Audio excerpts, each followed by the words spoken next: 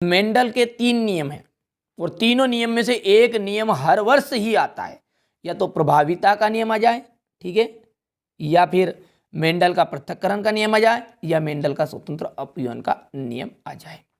तो सबसे पहले देखते हैं मेंडल का प्रभाविता का नियम। ठीक है, मेंडल का प्रभाविता का नियम क्या है?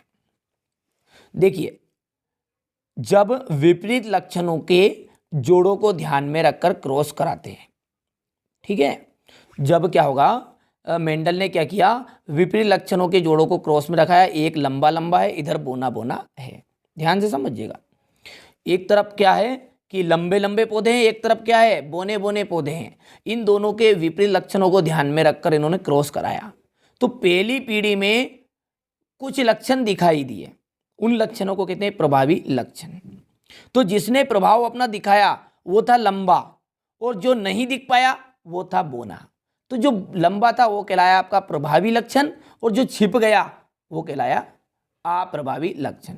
यानी टोटल कुल मिलाकर बात यह है कि प्रभाविता यानी कि जब उन दोनों का क्रॉस इन्होंने कराया तो किसने अपना प्रभाव डाला, लंबे ने डाला तो लंबे पौधे होंगे, बोने ने डाला तो बोने पौधे आएंगे, यानी कि छोटे पौधे बनेंगे। बोने का मतलब होता है छोटा, ठीक है। तो यही इसमें यही बताया गया है। देखिए, इस नियम के अनुसार जब विपरीत लक्षणों के एक जोड़े को ध्यान में रखकर क्रॉस कराया जाता है तो पहली पीढ़ी में केवल प्रभावी लक्षण दिखाई देते हैं। क्या किया मेंडल ने कि जब विपरीत लक्षणों के जोड़ों को ध्यान में रखकर क्रॉस कराया तो पहली पीढ़ी में केवल प्रभावी लक्षण ही दिखाई देते हैं। जीन की इस प्रवृत्ति को क्या कहते हैं, प्रभाविता कहते हैं। गलती से यहाँ पर का लिखा गया है। जीन की यह प्रभाविता क्या कहलाती है, प्रभाविता कहलाती है, और इस नियम को ही मेंडल का प्रभाविता का नियम कहते हैं। ठीक है भैया, तो बहुत ही सिंपल सी परिभाषा है इसकी कि विपरीत लक्षणों को ध्यान में रखकर आपस में क्रॉस कराया तो पहली पीढ़ी में केवल प्रभावी लक्षण ही दिखाई दिए। बस ये प्रवृत्ति आपकी कहलाई प्रभाविता, और इस नियम को कहा प्रभाविता का नियम। अगला जो नियम है इसका पृथक्करण का नियम।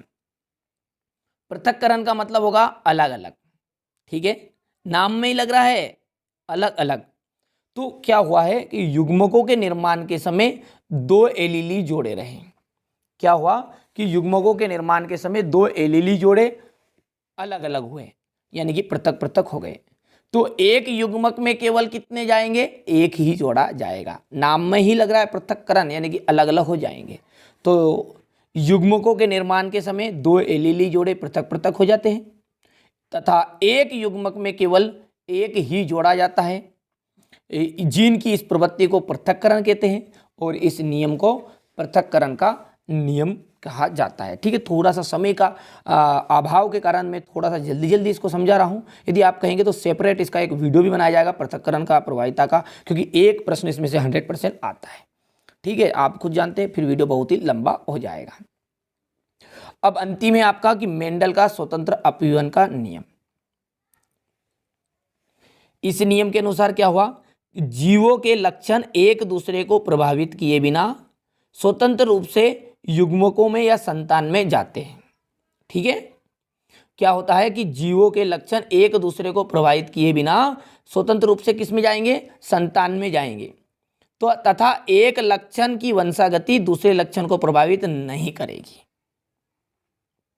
यानी कि जैसे ही वो स्वतंत्र रूप से संतान में जाएंगे जो लक्षण, वो लक्षण एक वंशागति को प्रभावित दूसरी वंशागति को नहीं करेंगे। माने एक लक्षण दूसरे लक्षण को प्रभावित नहीं करेगा, यानी कि वो अपने आप में क्या रहेंगे, स्वतंत्र रहेंगे। बस जीन की यहाँ प्रवृत्ति स्वतंत्र अपव्यूहन कहती है, और इस नियम को कहते हैं मेंडल का स्वतंत्र अपव्यूहन का नियम। परिभाषा देखिए किस तरह से लिखेगा।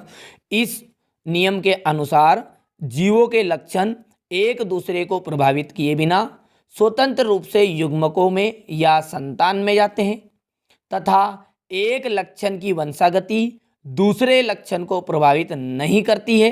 जीन की इस प्रवृत्ति को स्वतंत्र अपव्यूहन कहते हैं, और इस नियम को स्वतंत्र अपव्यूहन का नियम कहा जाता है।